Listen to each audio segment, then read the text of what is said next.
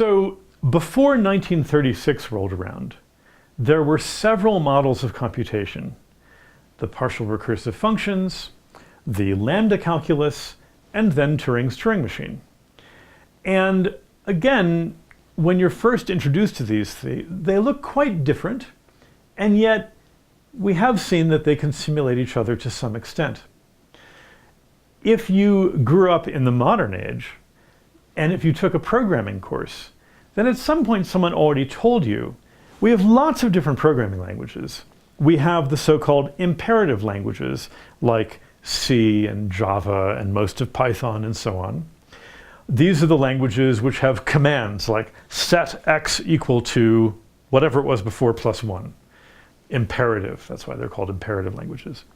Then we have this other branch of the tree of life in programming, the so-called functional programming languages, which really work the way the lambda calculus does, where a program is more of a definition of a function, and running it doesn't consist of carrying out commands so much as continually unfolding the definition until we reach our answer. And that gives us the functional languages like Lisp, Scheme, Haskell, ML, and so on. So if you're a computer science undergraduate, or you ever have been, at some point one of your professors told you, good news, all of these different programming languages, even if they have very different styles, they can all simulate each other. They can all carry out the same things. There, indeed, you might write a Lisp interpreter for C and a C interpreter in Lisp.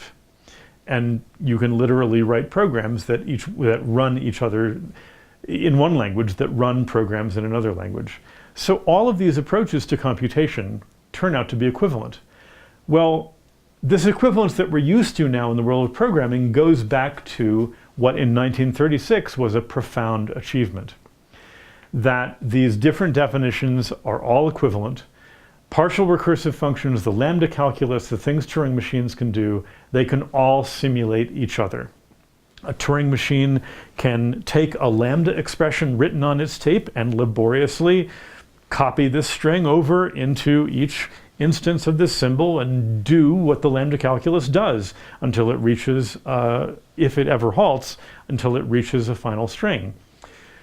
We already saw that the lambda calculus can do arithmetic like partial recursive functions do.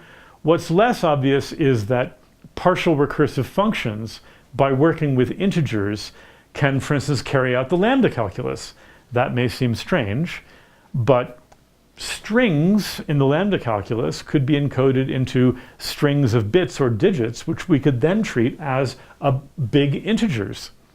And it turns out that the operation which the lambda calculus does of substituting strings for symbols, or the operations that the Turing machine does of reading and writing a long string on its tape, the corresponding operations on integers are indeed partial recursive functions. So, and we can use a while loop to iterate them until, if they ever do, they halt. So all of these models are in fact equivalent. And they all have, for the same reason as we saw before, undecidable halting problems. There is no string in the lambda calculus which can be fed another string and predict whether it will ever settle down. There is no partial recursive function which can take another partial recursive function encoded as a huge integer called the Gödel number, but which in modern terms is just kind of the source code of the program, and predict whether it is defined.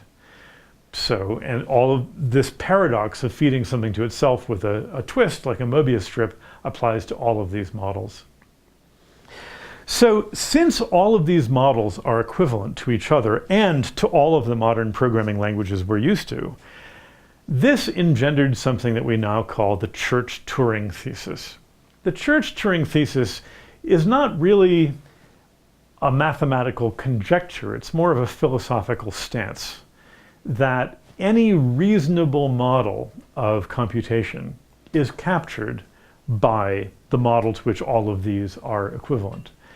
We'll come back to this later when we discuss quantum computation, but indeed I think it's fair to say that if you try to invent a model of computation which is more powerful than the Turing machine, you're typically forced to do something pretty exotic, and you have to use some kind of looking forward to infinity. Like there's an old thought experiment called the Thompson Lamp, where I turn it on and 1 second later I turn it off. Half a second later I turn it on. A quarter second later I turn it off. An eighth of a second later I turn it on. And on, off, faster and faster, until 2 seconds later I've flicked the switch or pulled the string an infinite number of times, at which point we can ask, what bizarre state is it in at that point after I've done an infinite amount of work? Well, you can invent the same thing with the Turing machine, where you sort of zoom out to infinity and ask, what state is it in after it has done an infinite number of steps? Of course, if you do things like that, then you can, for instance, solve the halting problem. But guess what? These new super Turing machines have their own halting problem that they cannot solve. Well, you could zoom them out to infinity and produce super duper Turing machines.